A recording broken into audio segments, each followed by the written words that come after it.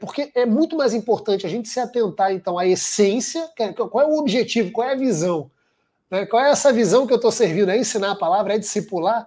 Cara, a metodologia ela tem que se adequar à realidade sociocultural, né? Não, e novamente, assim, a metodologia, tecnologia e inovação é uma ferramenta e não é o fim. Quer ver? Tem duas histórias que vocês vão até rir. Eu gosto de falar um pouco de história de igreja aqui, para você entender como esse... Por que nós fazemos isso? De vez em quando nós temos que questionar o formato e a metodologia. Para mim, continuamente deve ser questionado. Qual é o formato que nós fazemos? Olha essa história e depois bota as 3 telas que eu quero ver até a reação de vocês com essa história aqui. Eu estava falando, existe um pastor que ele é renomado, tá, Sidney? No Brasil inteiro já dorme com o Senhor, que é o pastor Túlio Barros. Eu ouvi essa história da boca do pastor Túlio, que é conhecidíssimo, né, em todo o Brasil, principalmente aqui no Rio de Janeiro. Foi o pastor do meu sogro. Se você for numa igreja raiz, quando eu digo raiz, uma congregação da Assembleia de Deus, quem conhece visita sabe que quando você entra, tem um púlpito, tem as cadeiras nos púlpitos, né? Os pastores tudo lá, tem os instrumentos, e tem bancos nas laterais, mas os bancos ficam de lado, ok? As pessoas sentam, assistem de lado. E aqui no meio, bancos de frente para o púlpito, mas aqui tem bancos de lado. Ele falou assim, André, sabe por que aqueles bancos ficam de lado? Pergunta para qualquer pessoa, as pessoas vão responder assim, não, a banca de lado porque a Assembleia de Deus é assim, porque a nossa igreja sempre foi assim. Ok, mas por que ela sempre foi assim? Onde é que nasceu o banco de lado? Porque você sentar e ficar de lado assistindo assim é muito desconfortável. Aí ele falou assim, isso começou em São Cristóvão, quando ele pastoreava a igreja lá do Campo São Cristóvão 338. O que ele falou? Naquela época, é uma igreja muito grande, muito frondosa, os homens trabalhavam, né, no horário, as mulheres geralmente eram donas de casa, cuidavam de casa, dos filhos e tudo mais, e tinham mais disponibilidade de tempo. Então, para os cultos, seja de domingo ou principalmente de meio de semana, as irmãs chegavam mais cedo para um culto de oração, ciclo de oração. Antes, elas tinham acesso ao templo antes dos homens, ok? Logo, os homens, quando chegavam depois do trabalho, chegavam e ocupavam as últimas fileiras. Só que naquele tempo, a moda da vestimenta era usar aqueles chapelões. Então, quando as mulheres chegavam, sentavam nos primeiros bancos, o chapéu ficava e encobria a visão de quem sentava atrás. Logo, o que o pastor fez? Pode ver. É o coral de irmãs que senta do lado. O que ele fez? Bota banco de lado, que se as mãos estão com o chapelão, elas atrapalham a visão uma das outras. Não atrapalham quem chega depois. Então botaram bancos de lado, você já está rindo. E as irmãs sentavam de lado e quem chegava depois tinha uma visão sem ser empatada. Por causa disso, hoje, o layout das igrejas são assim.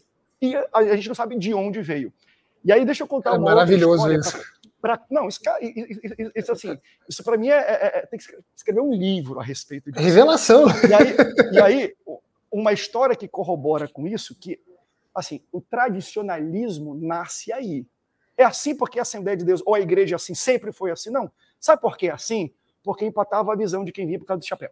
Então, quando a gente desconhece, novamente, o problema do tradicionalismo não é a gente olhar para trás, porque se a gente olhar para trás, a gente sabe de onde veio, sabe o porquê. É quando a gente só olha para agora, sem explicação. Por que é assim?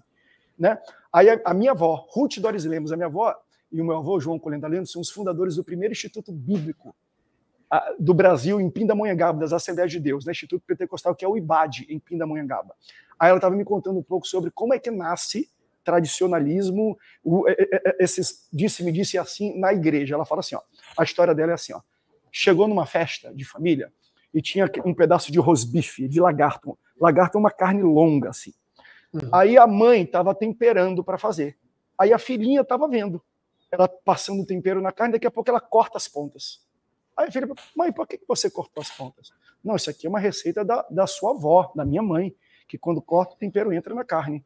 Aí ela foi lá na avó, que estava na festa. Vó, a minha mãe cortou as pontas da carne e disse que isso aqui é uma receita sua, porque entra o tempero na carne. Ela falou, entra, fica mais suculento. Essa receita é da sua bisavó, a minha mãe. A bisavó estava viva na festa. Aí a menininha foi lá na bisavó. Bisavó, a minha mãe disse que é da minha avó, que a minha avó disse que era você, que cortava as pontas e era uma receita para que o tempero entrasse. Aí ela falou, não, minha bisneta, tem nada a ver com isso. É porque no meu tempo era fogão a lenha e a carne não cabia na boca do forno, então eu cortava para caber.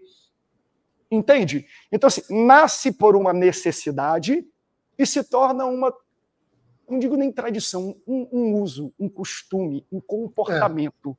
Então, essas são as questões que a gente tem que dar. Por que que é assim?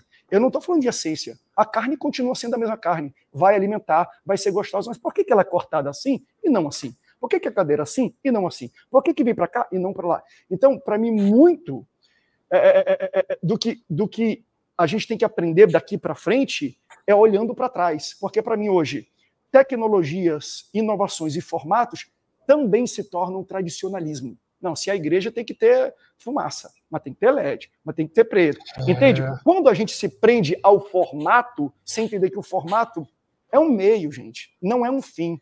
A gente perde a essência. Então, assim, o perigo, gente, não é só olhar para trás, não. É ficar olhando para cá, não. A igreja, para crescer, tem que ser assim. Por quê? Porque ele pintou de preto, pintou de azul, pintou de verde. Querido, cor de parede não faz igreja crescer. Telão não faz igreja crescer. Equipamento não faz igreja crescer. Isso é folhagem. Mas quem entra na igreja, tipo aquela fala de Jesus, né? Que ele sai de Betânia, ele vê uma figueira bonita, ele, pô, eu vou comer um figo. Aí ele vai até lá, quando chega, bonita, mas não tem figo nenhum. O que ele faz? Amaldiçoa e seca. Então, muitas vezes, a gente acha que o que atrai o crente é a folhagem. Aí, quando o crente entra, fala, poxa, mas não tem fruto. Eu continuo com fome, não me alimenta. De que adianta a gente vender uma árvore bonita, uma folhagem linda, e as pessoas, quando entram, a gente não tem fruto para alimentar? Então, né, um telão de LED, tecnologia, gente, não vai trazer salvação para uma pessoa. Quando uma pessoa está com um problema no casamento, na saúde, não é a minha mídia que vai trazer alento e cura para ela. Eu preciso oferecer alguma coisa. Então, nós temos que entender que o mesmo perigo que aponta para o passado tradicionalismo, existe até hoje. Ou seja, olha aí, todo mundo só usa terno e gravata. Mas se tu pega alguém de terno e gravata, vai para uma igreja mais moderna, tá todo mundo de Vans e calça rasgada, eles ficam rindo. O mesmo padrão de vestimenta de uma igreja muito tradicional, existe o padrão de vestimento de uma igreja muito inovadora. E um olha para o outro e fala... Olha, então, assim, tradicionalismo não é algo do passado, é algo do presente. É quando a gente entende que é o formato que dita o resultado.